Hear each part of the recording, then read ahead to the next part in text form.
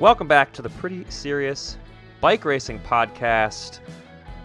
I'm Dane Cash. Welcome to October. It's the last month of the year for World Tour Racing, which kind of bums me out. I know there are some people out there who think the season's a little too long. Because it is. Well, I'm not one of them, but you just heard, I guess, one of those people that is. Cosmo Catalano, bike racing analyst extraordinaire. Welcome to the show. How are you? I am well. I am easily going to make it through November and December, and then we get more racing in January. Totally the peak road racing season. That's 2 whole months without road racing. That's a long time. If only there were cyclocross. Abby, Mickey, are you hyped to talk bike racing today? Wheel Talk podcast host Abby, Mickey. Totally hyped. Totally hyped. Great. So much. Let's get pretty serious. There weren't any World Tour races in the last 48 hours, which means we're jumping on the bandwagon this show. We're doing some Q&A action. We're going to answer some questions from our members, which is something that Wheel Talk and Placeholders and Geek Warning have already done. We're a little late getting to that, but this seemed like the perfect time to do it. Answer some burning questions from our listeners. We are going to talk a little bit about some of the racing that's happened. There was just some interesting notes from the Giro dell'Emilia, the race that Arnaud Delis won over the weekend with 1 foot clipped in. And then, of course, we've got Il Lombardia coming up. So there's still plenty of things to talk about here on the Pretty Serious Bike Racing Podcast. We're going to do that today. But first, let me tell you, you should head on over to escapecollective.com/join and check out the whole idea of supporting us here on the podcast, actually supporting all the podcasts on the Escape Collective network. If you're listening to us, hopefully that means you like us. But even if you don't like us on the Pretty Serious Bike Racing Pod, that's okay. We want you to like us, but there's also Wheel Talk, and there's also Placeholders, and there's even Geek Warning. Oh. Yeah, I got to do my job here, Cosmo. I gotta hype all the podcasts. I got to show some love. Yeah. There's a brand new podcast for members only coming from Ronan McLaughlin. That's exciting. And all those things are supported by, hopefully, you. If you're already part of our very cool community of supporters, we are very grateful. If not, head on over to escapecollective.com/join. Let's kick it off really quickly with a recap of the weekend's non-World Tour racing, purely because I think there were a handful of just very brief, interesting storylines. First of all, Cosmo, Arnaud Delis. Yeah. Seems pretty good. Yeah. I mean, he's good, but he's really good at winning races that he is better than. I hate to say that, but he's clearly got what it takes to be a top-level racer and seems not to really come through in anything except small races where he destroys everyone. Literally won a sprint with one leg, clipped out at 100 meters, 150 meters to go, and stayed on the bike and one pedaled it and held off the chase, the closing sprinters behind him. I joked on Twitter, it would be more impressive it would be more impressive that he won a race with one leg if one weren't also the number of World Tour wins he has in his entire career. He's still young, obviously. He's 21, though. I mean, come on.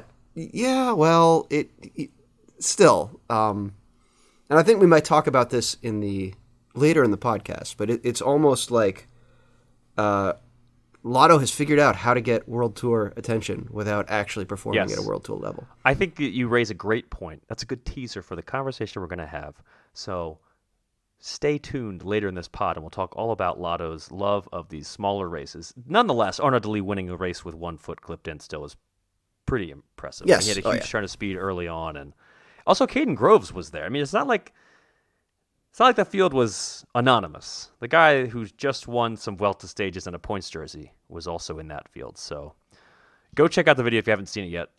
Arnaud Delis winning a sprint while coming unclipped in the finale. It's pretty entertaining. All right, that happened at the Famenne Ardennes Classic on home roads for the Walloon Bull, as Arnaud Delis is known, which is, I think, an awesome nickname. And he's embraced it. He does the little bull celebration, I think, with his fingers. I love that. All right, moving over to Italy, though. We also had the Giro dell'Emilia over the weekend. Again, not a World Tour race, but this one is one of several Italian one days in the build-up to Il Lombardia, the big one, the World Tour one, the Monument. And the interesting thing from the men's race was that Primož Roglič and Tadej Pogačar were 1-2, and I think those are the riders who, maybe along with Remco Evenepoel, will be your favorites for Lombardia coming up. We'll talk about that later. But to me, the biggest thing that stood out was the fact that that was the same day that Roglic's team announced, and he said, basically the same day that everybody involved confirmed, yes, he's leaving. He's been given the green light to go elsewhere, Jumbo-Visma. And he went out and won a race, which to me says he is cold-blooded. He is unaffected by all the other things going on. Or maybe he's even motivated by them. And I was very impressed by that, for him to go out and do that. I also was amused by the Jumbo response. He got all kinds of congratulatory messages from the team and Richard Plugge for all of his great work. So it seems like everybody's happy with what's happening as he's about to leave. I think they have enough chaos going on at the moment that they're kind of like, yeah, this is the least chaotic chaos that we currently have in the Jumbo-Visma camp. It seems like a win-win. As he is, obviously, if you've been paying attention to all the reports, which have been myriad, the suggestion is that he's about to go somewhere else. He's going to be bought out of his contract. Seems like a win-win. Jumbo-Visma gets a ton of money. Roglic gets to go be a team leader somewhere. There's been plenty of discussion of this on the placeholders, and I'm sure there will continue to be. But yeah, apparently it's not impacting Roglic's ability to win races. We're going to see whether that is true, the monumental level coming up. Well, if we get, a typical Tirreno-Adriatico sprint, which is what we got at Giro dell'Emilia, kind of like small group up a hill, I think, we can count on Roglic to do well because that's his thing. I do tend to think of Pogačar as being pretty good at those things too. He's but pretty good. Roglic has really made that his thing. Yeah, it's his whole that and the telemark ski jump salute. Yes. All right, and then the women's side, Cecilia Ledwig won her second Giro dell'Emilia title, and it was impressive. And she won it ahead of a teammate. Marta Cavalli was right behind her. Great job, FDJ Suez. I feel bad saying this, but also, SD Works wasn't at the race, so I'm like, nice job. You did the best thing you could do, which is win the race. But I don't know how impressed to be. Yeah, it was the season has been a long one for SD Works, and I think they've achieved about everything that they set out to achieve, except the Vuelta overall. So I'm not surprised that they didn't start here. Even if they had, it would have been without Vollering, who's done for the season or done on the road for the season, and without Marlon Reusser and without all of their big names anyway. So I don't know how much of an impact they would have made on the race. I feel like FDJ Suez going 1-2 is great for them after they had some really good performances this year with Cecilia Ludwig at Tour Scandinavia and Grace Brown earlier in the year, but other than that, they had a pretty rough season. So I feel like ending the season, even though it's not over yet, with a 1-2, even if it's not a World Tour race, is great for them. And there were still some really good riders in attendance. Like Liana Lippert was there, Juliette Labus, Gaia Riolini was there, Elisa Lamborghini was there, Silvia Persico. It was the best of the best that you can have at a race without SD Works. Yeah, fair enough. All right. We're going to talk more about... there's a lot of teasers we're setting up here. We're going to talk a lot more about team performances over the season in the next several minutes, because we're going to dive into some listener questions, and I'm pretty excited. I sent a message to our Discord channel, which, by the way, if you're not a member, go become a member so you can read the messages in our Discord channel and respond to them. And I said, hey, ask us some questions so that we can answer them on the podcast. And I got a lot of good responses. I liked a lot of the questions. And interestingly enough, a lot of the questions that we got, and the ones that we're going to answer today, basically all of them, are about teams. They're sort of about our opinions or analysis on certain teams. So they kind of all fit nicely into a bigger conversation, a good conversation for this time of year. October, we're only going to cover a few more road races before the season's over. Yeah, we're going to have a chance to evaluate these teams across the peloton. Yeah, it's a little bit incomplete as of now because we still have one monument left on the men's side. And, of course, Tour of Guangxi. But in general, I think we can draw some conclusions about teams so far at this point in the season. We've got a lot of data. So one of the questions, one of the early questions, and one that I really liked, but one that's maybe a little bit broader than a podcast can take on in a relatively brief fashion, because we're trying to, not bore you here. Somebody asked if we could basically grade the teams, which I really like. And I personally, I read those stories on ESPN, when they give my baseball team or my football team a grade. I like those stories. That said, there's a lot of teams to grade. So, Jordan W., your response to my call for questions was the following. Grades? ? Did anyone besides Jumbo accomplish anything? ? And I think what we're going to do is we're going to maybe just do some highlights. Like, I asked everybody on the pod here, all three of us, to come up with an overachieving team and an underachieving team on both the men's and women's side. So rather than grading all of the teams of the 30-something top division teams out there, we'll just do some highlights. And as for your second question, well, Abby's going to answer that in her own way as we are grading teams.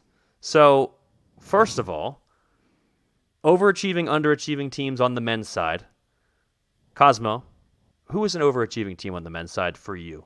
I will take the obvious choice of Jumbo-Visma, having won all 3 Grand Tours and getting with 3 different riders and finishing 1, 2, 3 in the Vuelta. Yeah, that's pretty impressive. And it's hard. As much as there may be some places where I think Jumbo-Visma undershot its own expectations, I think it's really hard to say that they didn't really come through on a lot of high-profile stuff, enough that I think it's a pretty historic year, no matter how you look at it. Yeah, we'll talk about this, but I mean, the one-day races being maybe not quite what they wanted, but in the end, on the balance, their Grand Tour dominance is, literally unheard of. So I'm glad that you started with the obvious one, because it's important to get that out of the way. All right, well, what about the underachiever? Who needs improvement if you're grading the class here? I would say Ineos.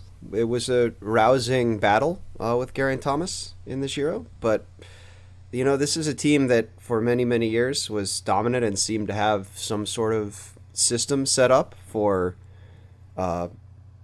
finding the next Grand Tour winner and getting great support behind them. And this hasn't been a thing that they've done recently. And maybe it's just me, but I have a hard time kind of looking at that team and its budget and the people behind it and being like, yeah, they're doing great. So, yeah, for me, when you talk about overachieving, underachieving, it includes looking at the current roster and what the riders can achieve. And although they don't necessarily have the big Grand Tour favorites they used to have, they still have plenty of good riders. And it kind of didn't deliver what you would have expected, I guess. They still won a lot, but maybe not what you would have expected. Abby, who overachieved? I feel like this is a lot harder question than you would think, because obviously Jumbo-Visma overachieved. They won all 3 Grand Tours and swept the Vuelta podium and won countless stages in the process. And even though their one-day races weren't amazing, they were still always there on the podium. So they still had results, even if it wasn't the top step. So I feel like Jumbo-Visma maybe overachieved, but you probably would have expected the results that they have looking at the roster that they have. UAE, I feel like, may have underachieved more than they overachieved. They just achieved. Like, they didn't. They whelmed. They whelmed. They didn't have like a phenomenal year, but they still had a few incredible results, like a few really great results, but mostly in like the one days by Pog. Like, it wasn't like, he didn't win the tour. But I feel like below Jumbo-Visma, everyone kind of underachieved. But I also don't want to say that Jumbo-Visma, Cosmo already said that Jumbo-Visma overachieved. Yeah. But I also think that that's a cop out a little bit because Well, they're yeah. like the only team that did well.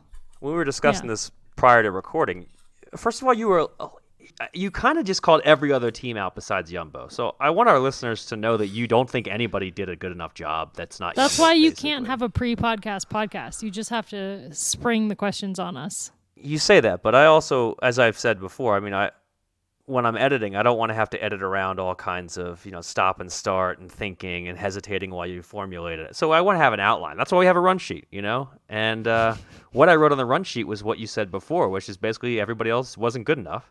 Abby, you did say Adam Yates had a good season. Yeah, I feel like Adam Yates had an exceptional season. With UAE, like obviously he was going into the team knowing that Pog was going to take the leadership role in any opportunity he felt like taking it, and he still had a good enough season that going into the tour he was named as their co-leader for the GC, and I think he did a really great job with that role and had some great results in the end of the season too. Like he won one of the Canada one days in really impressive style. So I feel like Adam Yates overachieved, but I wouldn't say UAE overachieved. All right, so that's your sort of answer. No, my answer is that Your My answer is answer is basically that- nobody.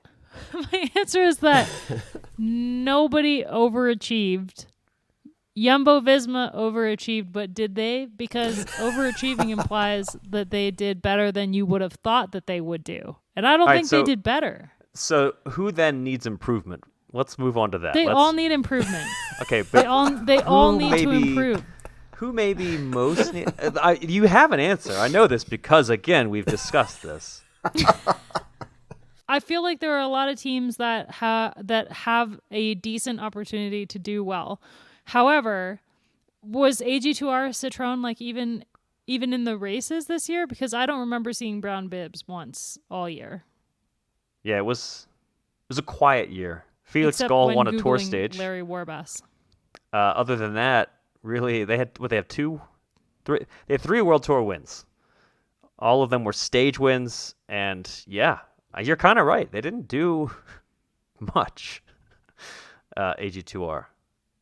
I mean, think- I don't think that they were the least performingest team. I Right, feel but that's like there not are really, other and teams. that's okay though, right? Like, Yeah. to me, it's more about like who and I think they kind of did. I mean, Ben O'Connor's tour was a frustrating disappointment for him and for the team, I think, and And for everyone who loves Ben O'Connor. yeah, I mean, he came out of the Dauphiné in 3rd, looking good, and yeah. All right, well, AG2R, do better next time. I'll close it out on the men's side. Nice job, Alpecin de Koenig. Obviously, Mathieu van der Poel was good, and he delivered on his promise with some big wins this year. That maybe didn't surprise people, but you still got to win the races, and he did. He won Sanremo and he won Roubaix. Was on the podium at Flanders. I thought he was fantastic. And then Jasper Philipsen was really special at the Tour de France, winning the points jersey. Great job from him. And just the team in general. Across the board, the team has really evolved. They are very much a World Tour team. They're not just a Mathieu van der Poel and company, Pro Conti squad anymore. They won the points classification at the Vuelta as well. So hats off. Alpecin, nice job across the board. Caden Groves and Jasper Philipsen. A lot of non-Mathieu van der Poel riders on that team coming up with wins this year. Yeah, nice job too. I mean, it was mostly Caden Groves and Jasper Philipsen, but there were a handful of others. Sorten Krauj Andersen won a World Tour race. Yeah. As for needs improvement, I think the obvious one is Astana. It's a bit of a bummer that Mark Cavendish's season didn't go according to plan for them. They put a lot of eggs in that proverbial basket. But he's not the only rider on that team. And he's not the only talented rider on that team. And yet, they did very little in the biggest races this year. Like almost nothing. So Alexei Lutsenko was he was up there a little bit, got some results. Other than that, where is Astana? This is a team that used to win Grand Tours. They have talented riders for both, the climbing type races and the more classic-y races. And obviously they have a sprinter, but he was hurt for the Tour de France. Anyway, I think Astana very much underperformed. And I mean, the team has not always been on solid financial ground, so I mean, they can't keep underperforming for that long, right? They have to get better soon, I would think, and I don't really know how that's going to happen. Just looking at the roster, they need something. So all they have to do is not get relegated, right? That's all they have to do. Yeah. So yeah. Well, they'll have Cav back next year, so he can hopefully win some stuff. Maybe, yeah. Although, sprinters aren't great for World Tour points in terms of relegating, like in terms of the relegation battle. If you want to not get relegated, you need to get somebody who can finish 4th or 5th at the Tour de France. Like that's the best bang for your buck, I think. All right, that's my underperformer. Moving on. All right, women's side.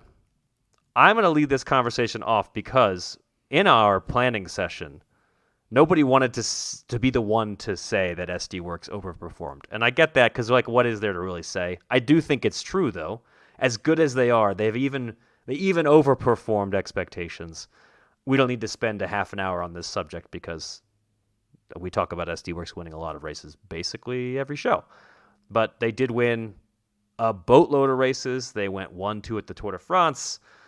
Yeah, I think SD Works, even for all their talent, even with everything we expected, still managed to maybe slightly overperform they didn't win expectations. So that's the Vuelta.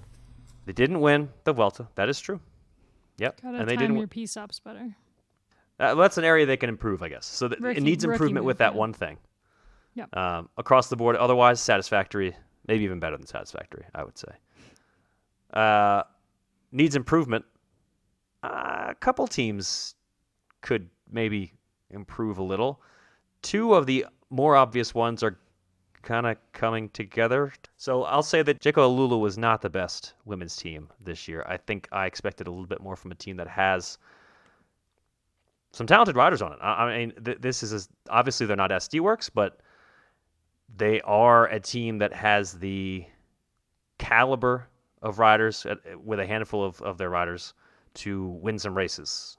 Anna Santesteban, Letizia Paternoster. I mean, they have some riders, and what did they win? One race this year at the in the pro scene? Not enough from a World Tour squad. And I think they do have enough young talent, developing talent, that they'll continue to hopefully get a little bit better. But for now, it didn't help also that one of their biggest results, a podium performance at one of everybody's favorite races, didn't stick because of a rule violation from one of their riders. Talking, of course, about Kristen Faulkner at Strada Bianca. But I assume she wouldn't do that again, so maybe next year will be a little bit better for her. Anyway, all right, Abby, who's your overperforming team? Yeah, I think I wouldn't really say that they're an overperforming team, but they had a better season this year than they've had in 4 years. They didn't overperform because, again, with the roster that they have, you would expect them to get the results that they got this year and then some, but they haven't done that the last 3-4 years. So I would say Canyon SRAM maybe stepped it up a bit this year. I was impressed with them this year, mostly because when they did win, they won with new riders, young riders, and I think it speaks volumes to where the team is going in the years to come. But I feel like Phoenix Sekunik deserves an honorable mention. They won a stage of the Tour de France Femme avec Zwift. They had some incredible rides all season long just by being the most aggressive team in the peloton. And I feel like they have a lot of riders on that team that are really exciting. So I think that whilst they are a World Tour team, like they should be winning World Tour races, unlike a lot of teams that are in the World Tour. I feel like they exceeded my expectations this year. But I think Canyon SRAM had a heck of a season. I didn't see a smirk. I didn't see a smile. I detected no irony in your use of the word whilst. I think that came to you naturally, and that really bums me out. We're losing you. You were a North American, but I don't know. Once you start using that word, you kind of lose your credentials. I don't know when I started using it, to be honest. Yeah, well, But I love that it bothers you so much. I I'm just gonna wish, use it even you know, more. I just felt like we had that kinship of being, you know, both North Americans, and now I just I don't even know you anymore. You Whilst. don't. All right, who needs improvement? Yeah, I don't want to sound like super negative, but I feel like every other team This is a common theme, Abby. I love FDJ Suez. Like I just said, they had a rough season and they underperformed because they did so well last year that you would have expected them to keep that going. But with Marta Cavalli still struggling to come back after her crash in the tour last year, they really weren't as good as you would have probably hoped or expected them to be. Sile came into the season late, so she didn't really factor in any of the big races up until Scandinavia. So I feel like they kind of underperformed. Human Powered Health, Israel Premier Tech, Live Racing Tech Fine, Jayco Alula. Like, yeah, just for World Tour teams, I think that it's pretty disappointing not to see more from them. But I also feel like a lot of teams had some super bad luck this year. Lidl Trek had most of their best riders out for most of the season, so they were really struggling to pull things together all season long. Jumbo Visma was down Mariana Voss, and so they barely got any results, but they still had some riders that really stepped it up. So I feel like Yeah, it feels like Lidl Trek and Jumbo both still managed to achieve things, even with all the they you know, did, stuff but that they dealt with. but not what you would expect teams of that caliber to achieve. Sure. I guess I'm just kind of saying, as opposed to the teams you just listed, which maybe don't have as good of an excuse. Well, the bummer thing about the women's world tour is you should really chop the whole world tour list in half, because half of those teams shouldn't be world tour. And when you kind of narrow it down to the teams that have the roster to back up the license, then I guess you can say, like, yeah, FDJ, Jumbo, and Trek, you would have expected those three teams to be making sure that SC Works didn't completely annihilate the entire peloton this year. And I think one of the reasons SC Works was so good is because those three teams were missing their top riders and were kind of like headless chickens out there. Oof. I feel the same way about the men's world tour too, but we'll leave that for another time. That you should just remove half I think there's of them just from too many leading of them. World Tour. Yeah. Wait, we need to go back to being positive and happy for a second. Cosmo, who are you giving a nice job to? Before I was actually going to pick UAE Team ADQ for both of the nice job and needs improvement. They had a lot of good wins. Yeah. They beat SD Works at Brabant-Pale. The Chiara Consoni had a couple of good wins. Marta Bastinelli had a few. But at the same time, they kind of, especially in the stage racing, they seem to strand a lot of their GC riders. I think they were at the Vuelta in particular. I think it was the Vuelta. It might have been Burgos. There was just they had I think two riders. I think in the top 10 or maybe the top 5, and would have been contending for the win up the final climb, except they had lost a bunch of time in the echelons earlier in the week. And it just seems like they could really be one of the top teams, a good foil for SD Works with some improvement. I don't necessarily think they underperformed, but I think relative to how they could have done with a little bit of like a slightly better racing sense, like, you know, it's easy to look at that time gap, those time gaps from the crosswinds day and from the climbing day, and think, oh, you know, they could be up there. So. Yeah, all right. That's a nice, complex answer there.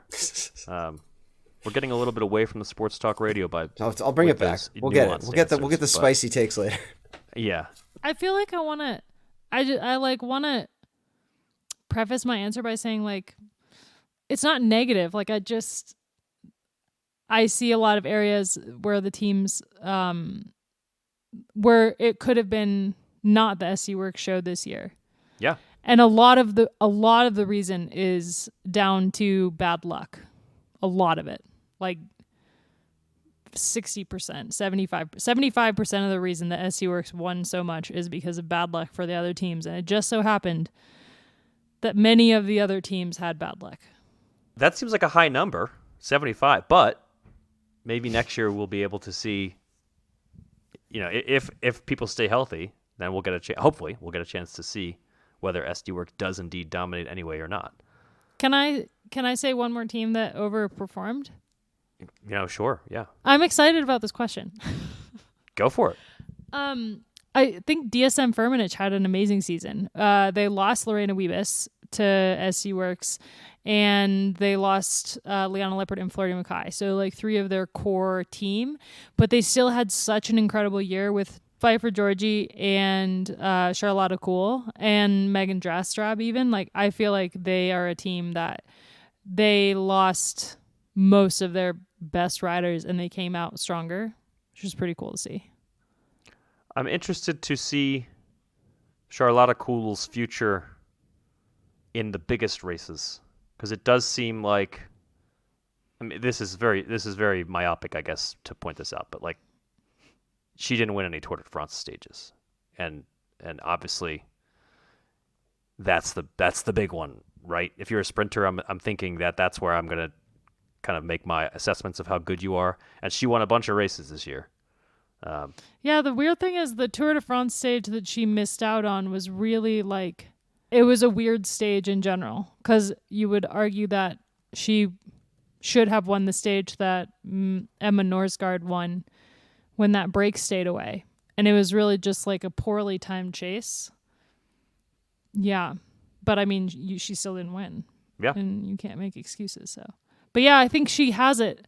She has it in her. Like, she'll win a Tour de France stage next year. I would put my hat on it. Well, you're not wearing a hat. Our listeners I'm don't not. know that. You can't just lie to the listeners like that. All right. First of all, Jordan W., we got a lot of mileage out of that question, so thank you. That was a great question, even if I kind of altered it a little bit to be we cut it down from grading everybody. But yes, thank you, Jordan W. Great question. All right. Next question, Jeff asks, is Lotto Destiny due a reevaluation? I've really enjoyed watching them race, and they're above quite a few of the World Tour teams in the points. Does Escape Collective, does EC think they're underperforming? I feel like they're way overperforming what you would expect. I mean, they had a really rough couple years there, and arguably their number one rider has been out this year in Caleb Ewan, and it's not like he's washed up. When he comes back, he's going to be able to hopefully win for them again. But if you like, we're just talking about Arnaud Delis. He's such an incredible rider. He's won them races this year. He's won a bunch of races. One leg. Yeah, he's won a bunch of races. I guess one World Tour race, and then I feel like Arnaud Delis has really been carrying that team, but it's been a team effort, and I think that they are doing better than they have for some time. And once Caleb comes back, they'll have 2 guys that can win. Cosmo? I was just going to say it's interesting that we are discussing their underperformance the year after they got relegated out of the World Tour. I mean, they're not, it's the team management or their press agent or whoever has done a really good job of presenting them and maintaining them in the press like they are a World Tour team when they're not. You kind of having your cake and eating it too, right? Like, I think the license fees are a lot lower. I could go look, but it's basically like they get as much attention as they had previously with it. It seems like a much lower bar, and kind of congrats to the Lotto Destiny team for pulling that off. But yeah, I generally agree. I think they're doing okay. I think they have some solid performers even outside Caleb Ewan and Arnaud Delis. Andreas Krones looked really good kind of in the second half of this season. Took a win on one of the chaotic Vuelta days earlier in the race. Yeah, I think they're on the right track. I do think they tend to race. I mean, you pointed this out with Delis. We need to see him race bigger races. Yeah, I mean that's how you get a lot of points too. Like, if you win a bunch of second or third tier races, it'll make your team soar up the rankings without necessarily impressing us as much. We could do a whole podcast on what's wrong with the. Shouldn't say wrong. What doesn't seem like it's matching the intent of the World Tour system, but yeah, it's definitely. I mean, it's a team that, as you say, Jeff, And again, thank you for your great question. They are outperforming a lot of World Tour teams in the rankings. But in terms of World Tour wins, they're still lacking in that. So, yes, they're due a reevaluation by anybody who thinks they're bad, but I also don't think they're great. They're just, they've had a nice few weeks here, that's for sure. Arnaud Deli's got a bright future. All right. Thanks, Jeff. Good question. Next one comes from Struan. How would you rate Jumbo's one-day performances? This is the second year they've, by their standards, underperformed in the big one-day races despite having probably the strongest classics squad. Is it their approach or simply that Pog, MVDP, and Remco are just very hard to beat? Good question, Struan. How would we rate Jumbo's one-day performances? I still think they did really good. I think there's just really long races where they kind of struggle, and I'm not entirely sure why that is. Ghent-Wevelgem is 260k, and they did win that and win it 1-2, which is pretty impressive, but that also was kind of a crummy day, and Ghent-Wevelgem is not hard relative to other 260k races, and that was decided 60k out, so the action kind of happened where it would happen in a shorter one day. I don't know precisely why that is. I think maybe they have a lot of riders who are very good at a 200k race and who tire out in those final 60k. I think it may also be that a lot of other riders a lot of these other top names are very good at the longer races. Like Mess Pedersen and Kasper Askren are both like 260k seems to be a light snack for them. I think Pedersen was breaking up Flanders at like 100k out, 80k out, something like that. So it may be that it's just these really long races where they tend to struggle relative to one days like Het Nieuwsblad and KBK, where they really dominated and dictated the terms of the event just because they got so many guys up there and all of them are threats to win. That's not the case at the monuments. I think the monuments aren't just longer, though. They're also a bigger deal. And I do think if they go one more season like this one where they win basically everything that's not the monument, classic race, then I start to wonder about Wout van Aert and those very, very big opportunities to win, because he's been extremely good at landing himself on the podium of the biggest races. But when it comes to the actual biggest races, Mathieu van der Poel has him beat handily. And I'm still going to withhold judgment, but I think there is a trend there. And I do think that the team as a whole, I think their one-day campaign grade is just so-so. If you're not winning Flanders or Roubaix or San Remo, I can't really give you an A, even if you win everything else. And they really did. They were awesome at everything else. But yeah, I think Wout van Aert needs to show next season that he can, have that same level of peak killer instinct that Van der Poel seems to have in those very, very big days. I feel like Jumbo-Visma had such an incredible year with the Grand Tours, obviously, that even if their classics team is incredibly strong, they're clearly putting all of their effort into winning the Grand Tours, which they did successfully. And if you kind of scroll back in time, when Ineos was dominating the Grand Tours, they also weren't great at the classics, regardless of the riders that they had on their team. So I feel like you can kind of look at the two and draw a little bit of comparison to the fact that they did put a lot of effort into their one days, and because of that, a lot of their good riders that could have won one day, Hillier one days, like Roglic didn't race any early season one days, Vingegaard didn't race any early season one days, Sepp didn't race any early season one days. Like those guys were fully focused on the Grand Tours, and I think that kind of plays into their one day success a little bit.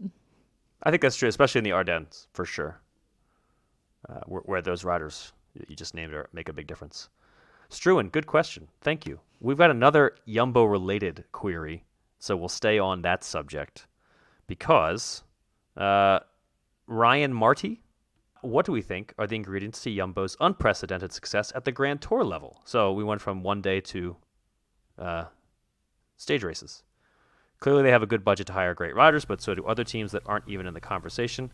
Parentheses, cough, Ineos, cough, which I really like that little note there. Yeah, the question is essentially, why is Jumbo so good? I would suggest that their talent scouting has been very, very good. They obviously finding Roglic and turning him into the rider that he is was really impressive. I mean, that's somebody that I don't think had the same level of hype around him as, say, a young Tadej Pogacar or a young Egan Bernal. If you can turn Jonas Vingegaard into a Tour de France contender from, even if he was a strong prospect, that also means that you've done some pretty good scouting and also development. So scouting and development both. I think that's a big part of it, scouting and development. And then I also think they've done a really nice job of, as you suggested in your question, managing egos. I know that that's something of an ironic thing to say now as we're about to see them bid farewell. We expect to Primož Roglic. But up to this point, the fact that they were able to do everything that they did with Vingegaard and Roglic and Sepp Kuss and Wout van Aert and Christophe Laporte, I think they've been really good at all of those things. So I think it's a little bit of all of them. It's all the above. Talent scouting is a big part of it, though. I mean, they have generally signed young riders and developed them very well in a way that other teams who have gone out and picked up some of the possible top prospects, riders who do well at the Tour de l'Avenir. They're kind of lottery tickets, but they hit on their lottery tickets a lot more often than other teams do, and I think that's a sign that they know what they're doing both with scouting and with development. So that's that's where I fall on that one. I'd agree mostly with that. I think looking at Christophe Laporte and Tiege Benoot, especially guys who have performed not as well elsewhere and still well, but just like without the structure, without the mission focus, I think. Not to poo-poo Cofidis, but I think it may have been a tremendous and positive transition for Christophe Laporte to not be racing for them anymore. Also, like one last note, I would say there is a significant luck element to any of these things. I think very often a team will sign a rider who looks like a really good prospect and they don't turn out, and there's like maybe nothing that the team could have done about that. So I don't think that Jumbo has lucked into their success, but I do think that they've benefited from probably some, dice rolls, coin tosses of riders turning into good, prospects turning into good riders going their way. That that happens. And things cut both ways where a lot of times those riders don't work out, and maybe the team was a big part of that and maybe they weren't. So I think luck plays a small role. All of the above. All right, Ryan, Marty, I appreciate that you asked that question. And you know what? I love that question so much. We're going to close out on your other question as well. Where does Ineos go from here? I love this question because I love part two of it, which is, should we feel bad for them? Because, where do they go from here? That's...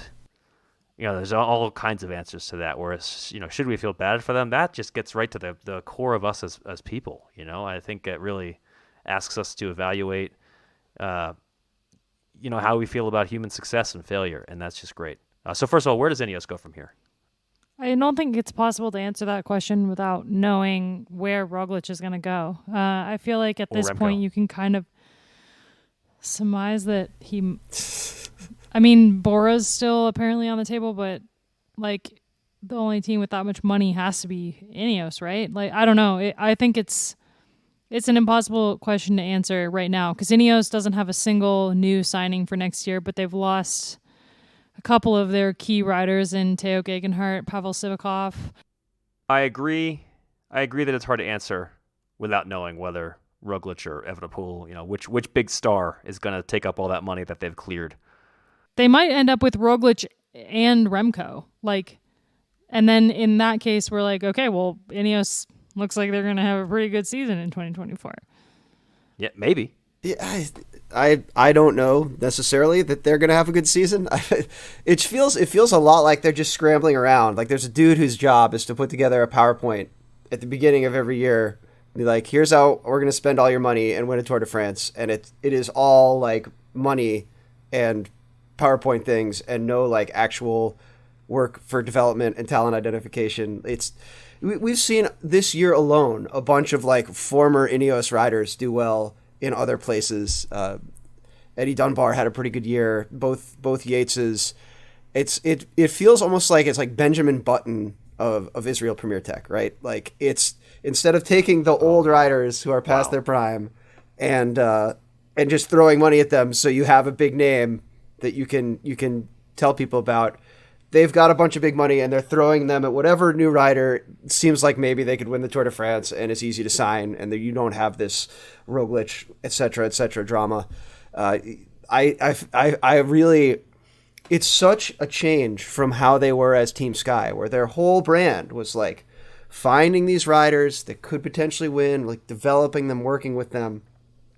It's really just completely shifted to we have a bunch of money. How do we get back to winning the Tour de France as quickly as possible with as little effort on our part as possible? It almost feels like middle management is sort of, well, not middle management. It almost feels like the executive team doesn't have a buy-in with the team staff anymore. I don't know. This is all purely observational.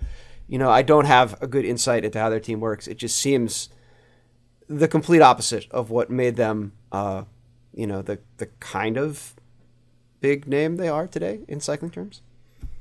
Yeah, in terms of where they go from here, I do think there is some hope in the 22-year-old Carlos Rodriguez, who finished 5th at the Tour this year.